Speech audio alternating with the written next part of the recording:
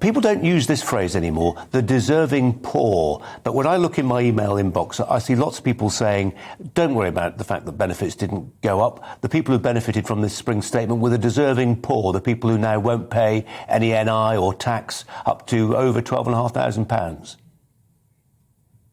Well, yes. I mean, obviously there will be people who think that way, but let's look at the start figures that have come through from the Resolution Foundation. Over the next year, 1.3 million people will go into poverty, 500,000 children.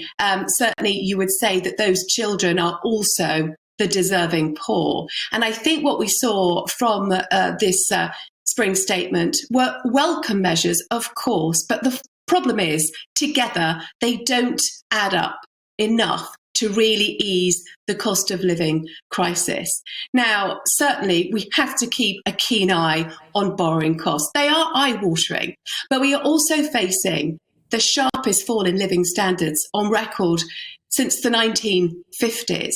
And so we are in real crisis times in terms of the cost of living.